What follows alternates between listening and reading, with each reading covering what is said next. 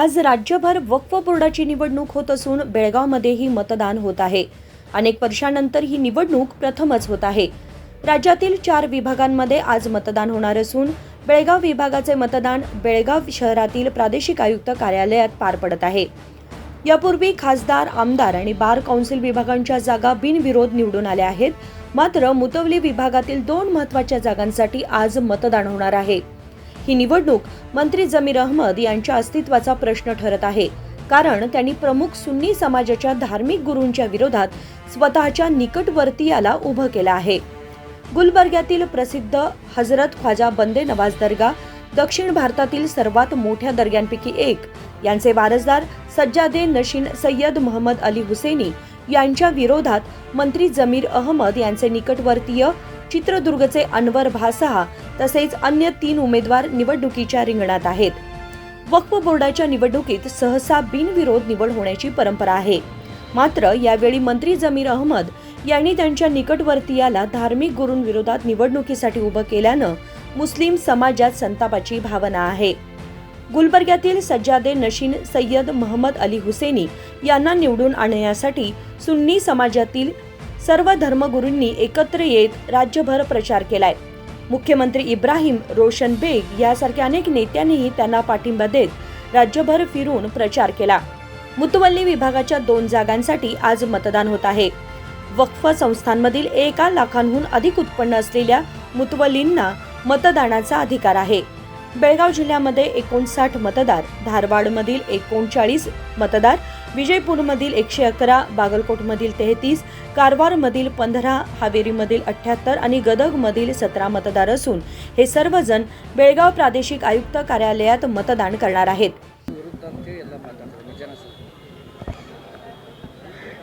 ಜಮೀರ್ ಅಹಮದ್ ಸಾಹೇಬರು ನಮ್ಮದು ಒಂದು ಲೀಡರು, ಮೈನಾರಿಟಿ ಲೀಡರ್ ಅದಾರು ಮತ್ತು ನಾವು ಅವ್ರ ಜೊತೆ ಎಲ್ಲರೂ ನಾವು ಕೆಲಸ ಮಾಡ್ತಾ ಇದ್ದೀವಿ। ಅವ್ರು ಒಳ್ಳೆ ಕೆಲಸ ಮಾಡ್ತಾ ಇದ್ದಾರೆ।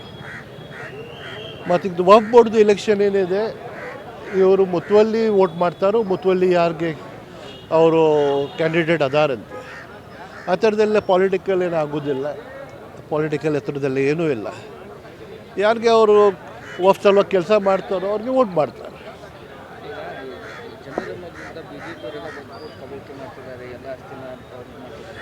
BJP ಅವರು ಯಾರ ವಿರುದ್ಧ ಮಾತಾಡೋದಿಲ್ಲ, ಯಾರ ವಿರುದ್ಧ ಮಾತಾಡ್ತಾರೋ ಅವರು, ಯಾರು ಇರಲಿ ಅವರು ವಿರುದ್ಧ ಮಾತಾಡ್ತಾರೆ।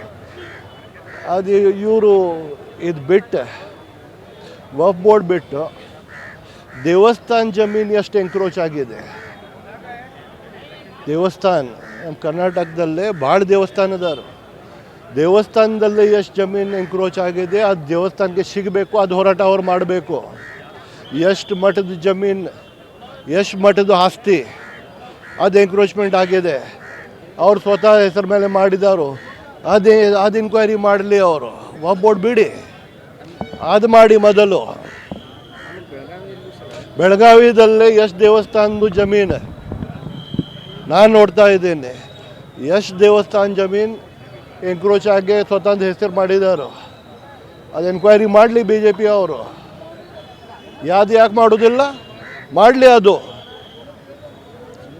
ಮತ್ತು ವಕ್ಫ್ ಅಂದ್ರೆ ನಾನು ಏನು ಅಲ್ಲ ಹೆಸರು ಮೇಲೆ ಕೊಡ್ತೀನಿ, ಅದು ವಕ್ಫ್ ಆಗ್ತೈತಿ। ಜಬರ್ದಸ್ತಿ ತೊಗೊಂಡಂದ್ರೆ ನಮ್ಮ ನಮಾಜು ಆಗೋದಿಲ್ಲ ಅಲ್ಲೇ, ನಮ್ಮ ಪ್ರಾರ್ಥನೆನೂ ಆಗೋದಿಲ್ಲ ಅಲ್ಲೇ। ನಾವು ಹಣ ಕೊಟ್ಟಿದ್ದಂದ್ರೆ ಯಾರು ವಕ್ಫ್ ಮಾಡಿದಾರೋ ಅವ್ರು ಲಿಖಿತ್ ಕೊಟ್ಟಿದ್ದಂದ್ರೆ, ನಮ್ಮ ಒಪ್ಕೊಂಡಿದ್ರೆ ಕೊಟ್ಟಿದ್ದಂದ್ರೆ ನಮ್ಮ ನಮಾಜ್ ಆಗ್ತೈತಿ। ಹಂಗೆ ಇದೆ ಅದು ನಮ್ಮ ಧರ್ಮದಲ್ಲೇ। ಅವ್ರು 3 ಟೀಮ್ ಮಾಡಲಿ, 30 ಟೀಮ್ ಮಾಡಲಿ, ಏನು ಸತ್ಯ ಇದೆ ಸತ್ಯ, ಏನು ಸುಳ್ಳಿದೆ ಅದು ಸುಳ್ಳು। ನಾ ಇನ್ನೊಂದು ಸರ್ತಿ ಹೇಳ್ತೀನಿ ಅವ್ರಿಗೆ, ನಾವು ಯಾರ್ದು ಜಬರ್ದಸ್ತಿ ಜಮೀನು ವಕ್ಫ್ ಬೋರ್ಡ್ ಅವರು ತಗೊಳ್ಳೋದಿಲ್ಲ, ಯಾರು ರೈತರಿಗೆ ತೊಂದರೆ ಕೊಡೋದಿಲ್ಲ। ಹಾಗಾಯ್ತಂದ್ರೆ ನಾವು ಹಿಂಗೆ ಬಿಟ್ಬಿಡ್ತೀವಿ। ಅವರು ದೇವಸ್ಥಾನ ಜಮೀನ್ದು ತನಿಖೆ ಮಾಡಲಿ ಮೊದಲು, ಇದರ ಜೊತೆ ದೇವಸ್ಥಾನ ಜಮೀನು ಎಷ್ಟು ಆಕ್ರಮಣ ಆಗಿದೆ ಅಷ್ಟು ತನಿಖೆ ಮಾಡಲಿ। ಮಠದ ಜಮೀನು ಎಷ್ಟು ಆಕ್ರಮಣ ಆಗಿದೆ, ಎಷ್ಟು ಎಂಕ್ರೋಚ್ಮೆಂಟ್ ಆಗಿದೆ, ಎಷ್ಟು ಜಮೀನು ಅವ್ರ ತಮ್ಮ ಹೆಸರ ಮೇಲೆ ಮಾಡಿ ತಗೊಂಡಾರು ಆ ಥರದ್ದು ಇನ್ಕ್ವೈರಿ ಮಾಡಿ ಮೊದಲು, ಆಮೇಲೆ ವಕ್ತು ಮಾತಾಡೋಣ ನಾವು. ಸರಿ, ಬಿಜೆಪಿ ಅವರು ಶಾಸಕರ ಖರೀದಿಗೆ 100 ಕೋಟಿ ರೂಪಾಯಿ ಆಫರ್ ಮಾಡಿದಾರಂತೆ. ನಿನ್ನೆ ಬಾಬಾ ಸಾಹೇಬ್ ಅವ್ರದ್ದು ಬಂದಿತ್ತಂತ ಆಫರ್. ನಿಮ್ಗೇನಾದ್ರು ಬಂದಿತ್ತಾ ಸರ್? ನನಗೆ 100,000 ಕೋಟಿದು ಆಫರ್ ಬರೋದಂದ್ರೆ ನಾನು ಹೋಗೋದಿಲ್ಲ, ಅವ್ರಿಗೇನು ಗೊತ್ತಿದೆ. ನನಗೆ ಯಾರು ಆಫರ್ ಮಾಡಲಿಕ್ಕೆ ಬರೋದಿಲ್ಲ. ನಾವು ಒಂದು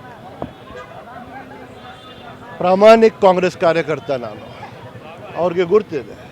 ನನಗೆ ಯಾರು ಆಫರ್ ಮಾಡೋದಿಲ್ಲ. ಬಿಜೆಪಿ ಖರೀದಿ ಮಾಡ್ತಿದ್ದಾರೆ ಸರ್ ಕಾಂಗ್ರೆಸ್ ಶಾಸಕರು. ಪ್ರಯತ್ನ ಮಾಡ್ತಾ ಇದ್ದಾರೆ.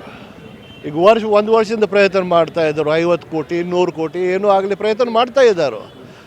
ನಾವು 135 ಮಂದಿ ಗಟ್ಟಿದ್ದೇವೆ. ಕಾಂಗ್ರೆಸ್ ಸರ್ಕಾರ, ಸಿದ್ದರಾಮಯ್ಯ ಸರ್ಕಾರ ಟೋಟಲ್ ಗಟ್ಟಿದೆ. ಯಾರು ಬಿಡು ಹೋಗೋದಿಲ್ಲ, ಯಾರು ಒಂದು ಶಾಸಕರು ಹೋಗೋದಿಲ್ಲ. ಇವು 100 ಕೋಟಿ ಕೊಡಲಿ ಏನು ಕೊಡಲಿ ಯಾರು ಹೋಗೋದಿಲ್ಲ. ಇದು ವಕ್ಫ್ ಬೋರ್ಡ್ ಇದೆ ಸರ್, ವಿಭಾಗ ಮಟ್ಟದಲ್ಲಿ ಬೆಳಗಾವಿ ಜಿಲ್ಲಾದ ಅಷ್ಟೇ, ಮತ್ತೆ ಯಾವುದಾದ್ರು ಜಿಲ್ಲಾ ಇದೆ ವಿಭಾಗ ಅಂತಿದೆಯಲ್ಲ ಬೆಳಗಾವಿ ಇದು ಬೆಲ್ಗಾಂ ಡಿವಿಷನ್ದು ವೋಟಿಂಗ್ ಇಲ್ಲೇ ಆಗ್ತಾ ಇದೆ. ಡಿವಿಷನ್ ಅಂದರೆ ಎಷ್ಟು? ಬೆಲ್ಗಾಂ, ಹುಬ್ಳಿ ಧಾರವಾಡ, ಬಾಗಲಕೋಟ್, ಬಿಜಾಪುರ, ಹಾವೇರಿ, ಇದು ಪೂರ್ಣ ಡಿವಿಷನ್ ಏನಿದೆ ನಮ್ಮ ಬೆಲ್ಗಾಮ್ದು. ಬೆಲ್ಗಾಂ ಬೆಳಗಾವಿ ಜಿಲ್ಲೆ 5 ಡಿಸ್ಟ್ರಿಕ್ಟ್. ಎಷ್ಟು ವೋಟರ್ಸ್ ಇದ್ದಾರೆ ಸರ್ ಇದರಲ್ಲಿ? 370 ವೋಟರ್ಸ್. 370 वोटर्स. थँक्यू.